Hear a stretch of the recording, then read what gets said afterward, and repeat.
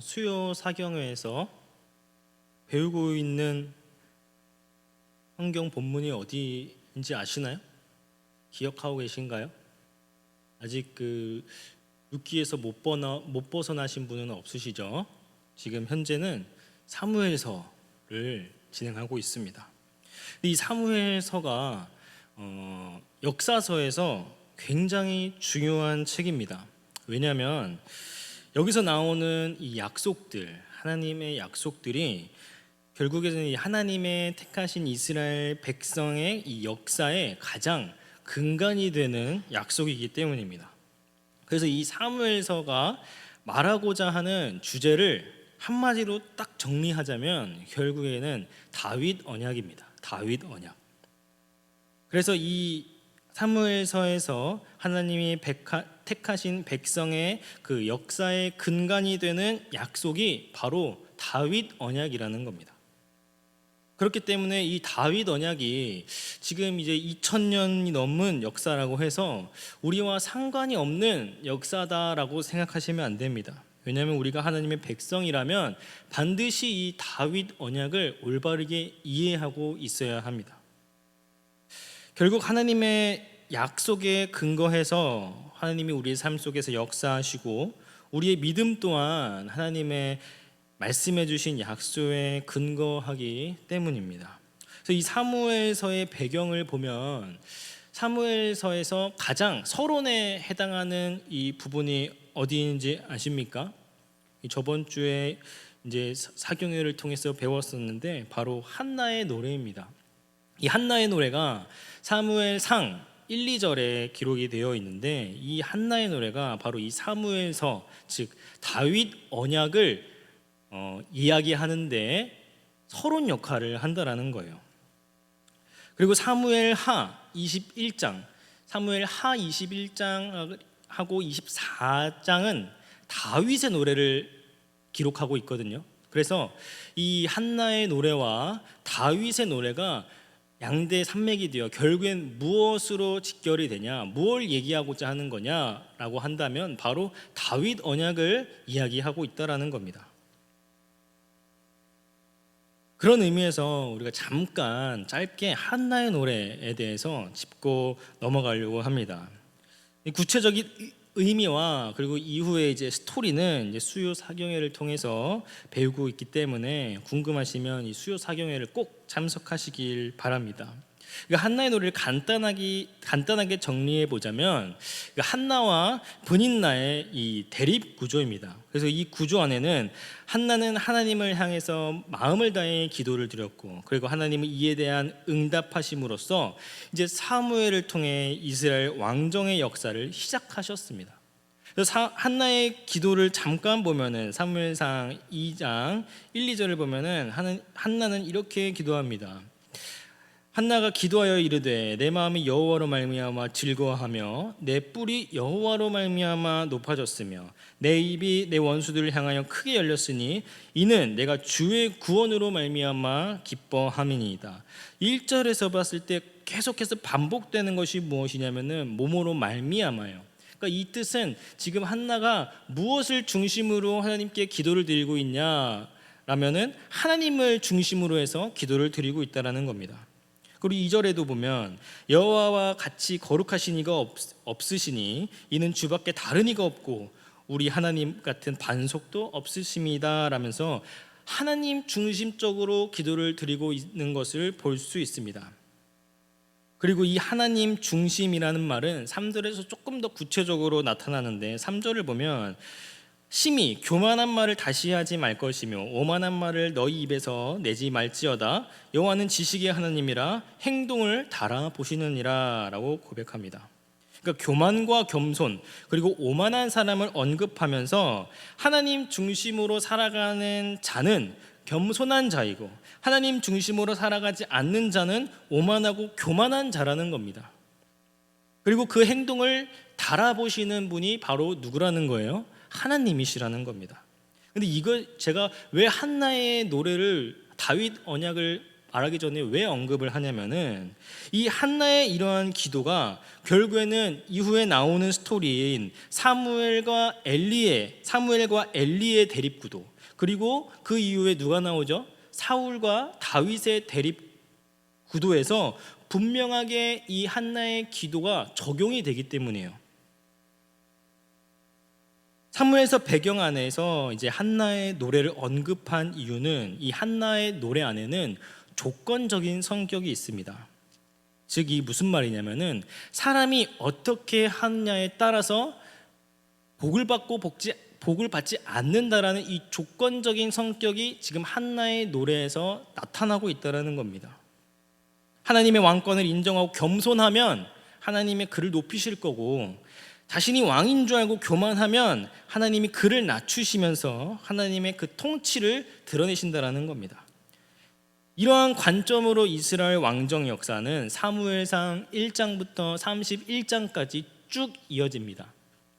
사무엘과 엘리의 대립 구도, 그다음 사울과 다윗의 대립 구도를 통해서 교만한 자는 패위하고 하나님을 겸손하게 섬기는 자는 하나님이 높이 세우심을, 이 조건적인 성격이 사무엘상 31장까지 이어진다라는 거죠. 그리고 이러한 맥락 속에서 이제 사무엘 하로 넘어오면서 무엇이 등장하냐? 바로 다윗 언약이 등장합니다. 이제 다윗은 왕이 되었어요. 그리고 법궤를 가지고 예루살렘으로 갑니다. 그리고 이제 오늘 본문은 7장에서 다윗은 이제 하나님을 위한 성전을 짓고 싶어 합니다. 왜냐하면 자기는 이제 백향목 궁전에서 살고 있는데 하나님의 궤는 지금 휘장 안에 있기 때문이에요. 그리고 이러한 마음을 아시고 하나님은 그 답변을 하십니다. 그리고 그 답변이 바로 다윗 언약입니다. 결론적으로 말하면 다윗 언약의 핵심은 집을 짓는 겁니다. 집을 짓는 것. 실제로 이제 이것은 건물의 개념을 넘어서 궁극적으로는 하나님의 나라, 하나님의 왕국, 이것을 의미합니다. 즉 이제 하나님은 다윗에게 집을 주시겠다라는 거예요. 이게 다윗 언약의 핵심입니다.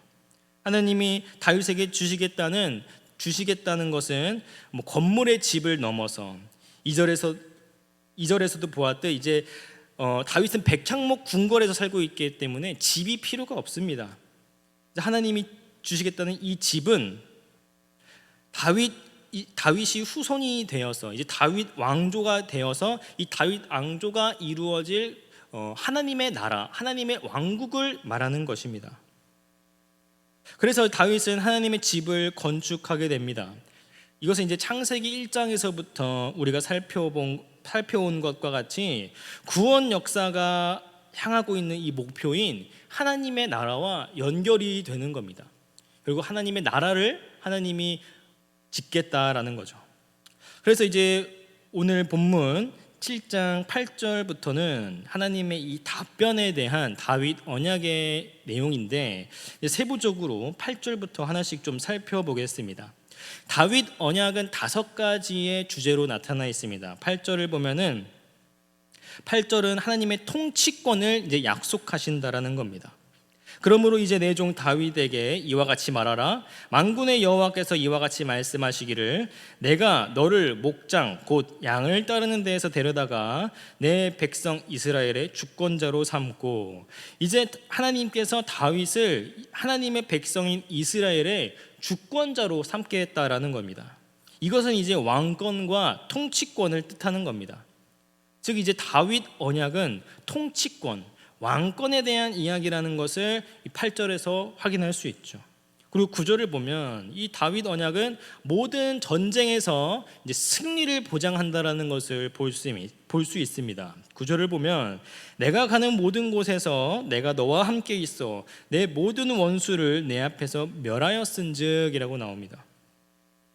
사실 이전에 신명기에서 본 시내산 언약에서의 전쟁의 승리와 이 패배는요, 하나님께 순종하느냐 아니면 하나님께 순종하지 않느냐에 달려 있었습니다. 그러나 이제 9절에서는 그런 표현이 등장하지 않습니다. 이제 무조건적으로 하나님께서 다윗에게 승리를 약속해 주시겠다라는 겁니다. 그리고 9절 하반절을 보면은 이제 하나님이 다윗에게 위대한 이름을 주시겠다고 약속합니다. 9절 하반절 보면 땅에서 위대한 자들의 이름같이 내 이름을 위대하게 만들어 주리라. 이 성경에서 위대한 이름, 창대한 이름을 약속받은 사람은 아브라함과 다윗뿐입니다. 그래서 마태복음 1장에 그 예수 그리스도의 족보를 보면 아브라함과 다윗의 자손 예수 그리스도의 계보라라고 나와 있는 것이 그 이유 때문입니다. 그리고 다윗 언약은 특별한 장소와 관련이 있으면 이제 그 장소는 그 장소에서는 평화가 약속된다라는 점을 오늘 본문 10절, 11절에서 확인할 수 있습니다. 특별히 11절을 보면 전에 내가 사사에게 명령하여 내 백성 이스라엘을 다스리던 때와 같지 아니하게 하고 라는 부분이 있습니다. 그러니까 이 약속이 왜 중요하냐면은 이 약속은 과거 이제 사사 시대에 만연했던 저희가 배웠죠. 죄의 순환고리. 이 죄의 순환고리가 더 이상은 없을 거라는 것을 약속하시는 겁니다. 여러분, 이 죄의 순환고리가 무엇입니까? 죄를 짓고 벌을 받고 부르짖으면 사사를 보내서 구원하시고, 그리고 다시 또 죄를 짓고 벌을 받고 구원하고, 이게 계속해서 반복되었다라는 건데, 이제 이러한 죄의 순환고리가 다시는 없을 것이라는 거죠. 그리고 10절을 보면 내가 이 이스라엘을 위해서 한 곳을 정하여, 그러니까 한 곳을 정해서 이제 그곳에서만 하나님의 평화가 있을 것이다 라고 하는데, 여기서 말하는 한 곳이라는 것은 1차원적으로 보자면 예루살렘 성을 이야기합니다. 그러니까 하나님은 다윗에게 이제 예루살렘 성을 주셨는데, 이 규정은 신명기에서 이제 나타났던 중앙 성소 규정에서 비롯된 언약이에요. 그러니까 이 중앙 성소 규정이라는 것은 무엇이냐면은 하나님께서 정해주신 곳에서만 예배를 드려야 된다라는 거예요. 그래서 이후에 이제 분열 왕국 시대에 예루살렘 성전 이외에서 드려진 모든 제단은 모두 우상 숭배로 규정되곤 했습니다. 그 이유는 무엇이냐면은 신명기에서 다룬 중앙 성소 규정과 바로 이곳에서 다룬 다윗 언약 때문이에요. 그러니까 이 중앙 성소 규정, 이 한 곳, 하나님이 지정해 주신 이 한 곳은 예루살렘 성을 의미하는 것인데, 이것을 1차원적인 의미에서 넘어서서 조금 구원 역사 관점에서 보면 이 한 곳은 무엇을 의미하는 거냐면은 바로 교회를 이야기하는 겁니다. 그래서 성경에서는 이 장소를 뭐라고 이야기하냐? 새 예루살렘이라고 이야기하죠. 그리고 마지막으로 이 다윗 언약의 마지막 성격은 무엇이냐면은 다윗 언약의 마지막 핵심은 13절에 나와 있습니다. 그는 내 이름을 위하여 집을 건축할 것이요 나는 그의 나라와 그의 왕위를 영원히 견고하게 하리라 라고 나와 있습니다. 결국에는 이 모든 것이 무엇을 향해 가는 것이냐면은 다윗의 나라가 하나님의 나라를 건축하는 데에 있다라는 겁니다. 그래서 본 말씀 12절에 보면은 이 씨를 언급한 이유가 여기에 있습니다. 추후에 이 다윗 왕의 씨는 예수님까지 연결이 되죠. 즉 하나님께서 다윗에게 씨를 주셔서 그 왕국을 세워나가시는데, 이 왕국이 결국에는 하나님의 집을 건축하게 될 것이라는 겁니다.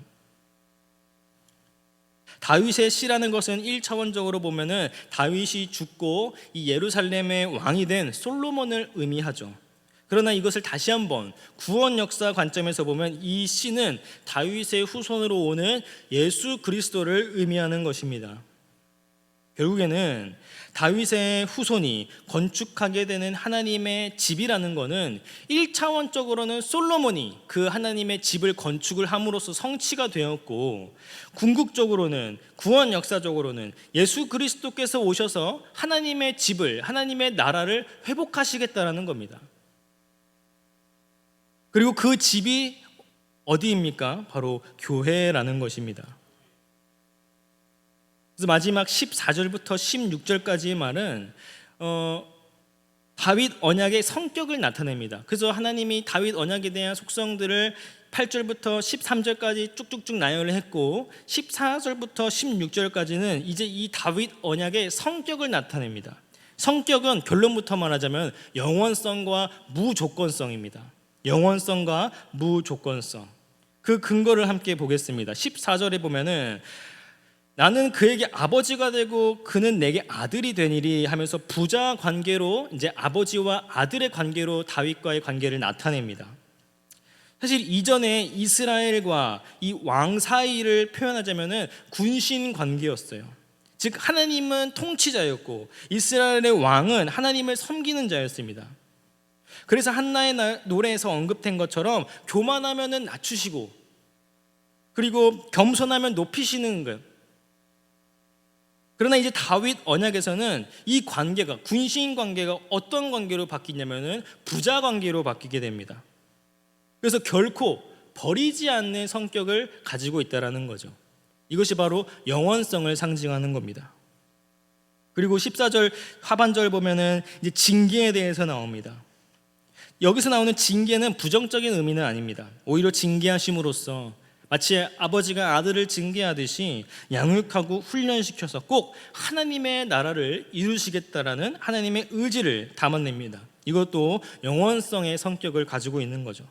마지막으로 15절에 보면 은총이 나옵니다.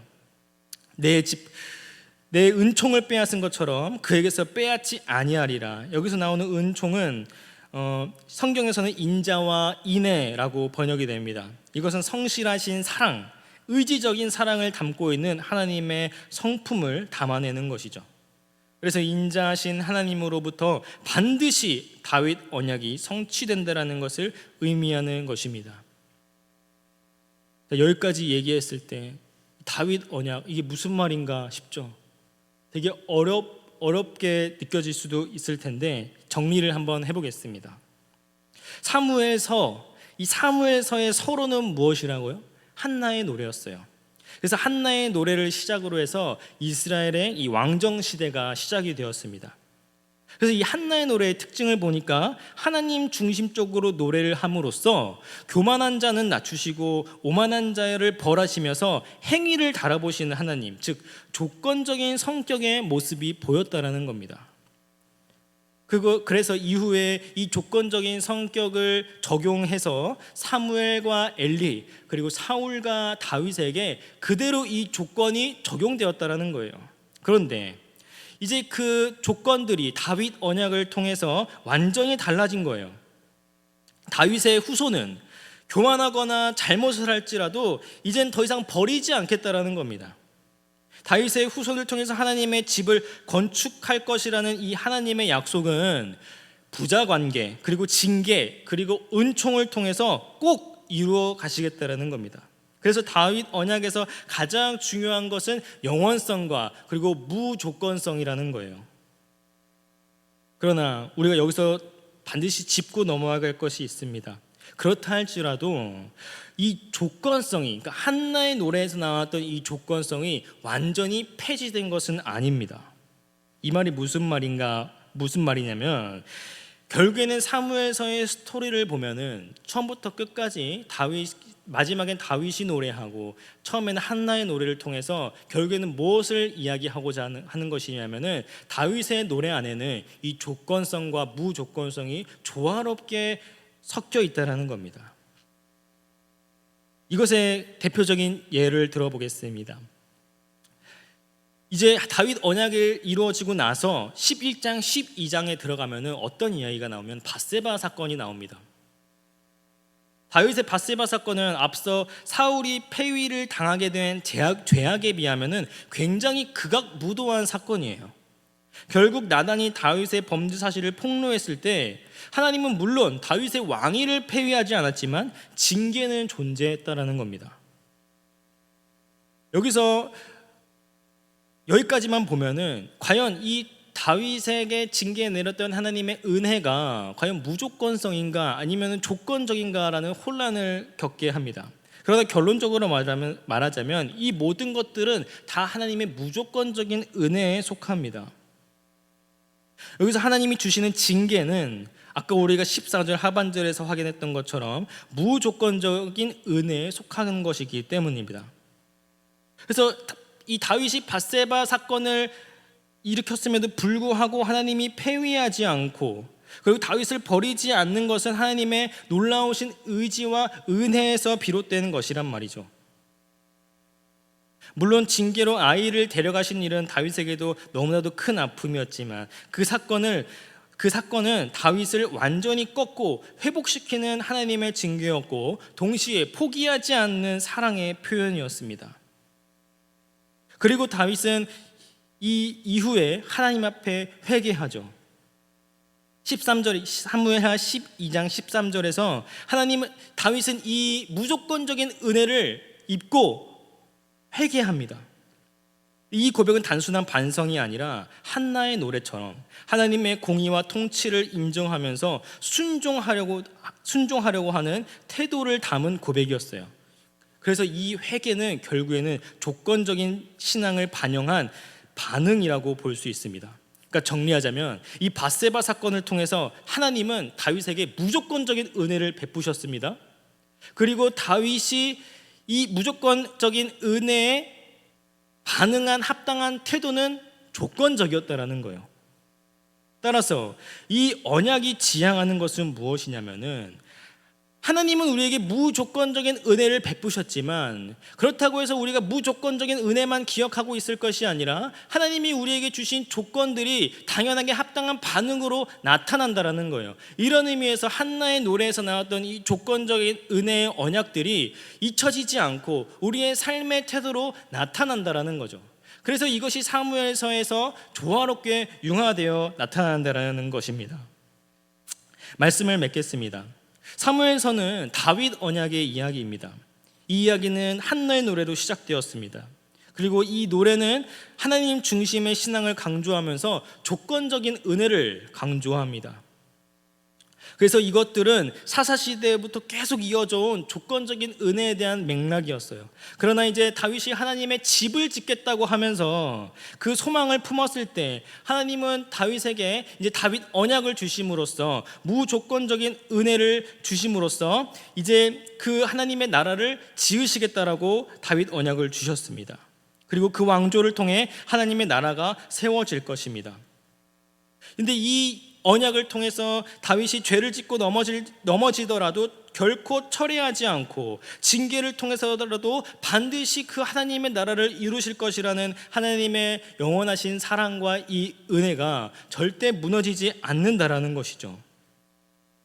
여러분, 이 다윗 언약이 결국엔 오늘날에게 우리에게 무엇을 의미하는 것이냐면, 우리에게 주신 하나님의 무조건적인 은혜는 결국에는 하나님의 나라를 위한 것이며, 그리고 조건적인 은혜가 없다고 할지라도 우리는 그 무조건적인 은혜를 통해서 조건적인 그 하나님의 율법, 그러니까 조건을 우리는 행함으로써 합당한 반응을 해야 된다는 겁니다. 무조건적이라고 해서 무조건적인 것만 생각하실 것이 아니라, 그 은혜를 받았다면 합당한 반응이 무엇이냐? 바로 조건적인 은혜라는 거예요. 그래서 이 모든 것들이 하나로 융합되어서 하나님의 나라를 세워가는 거룩한 사람으로 세워져 간다라는 것이죠.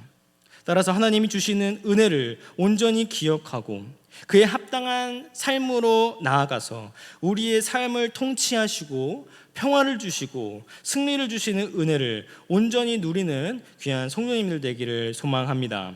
기도합니다.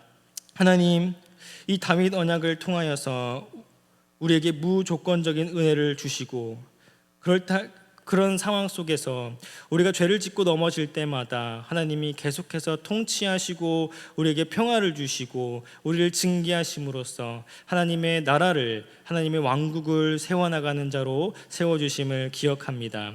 하나님, 그리하여 우리가 합당한 반응으로 주님이 주신 조건적인 은혜를 온전히 수행하며 나아갈 수 있도록 인도하여 주시옵시고, 그리하여 우리의 믿음으로써 합당한 행위가 나타날 수 있도록 인도하여 주시옵소서. 주님이 주신 은혜에 항상 감사하며 살아갈 수 있는 우리가 되게 하여 주시옵소서. 감사하며 예수 그리스도의 이름으로 기도드립니다. 아멘.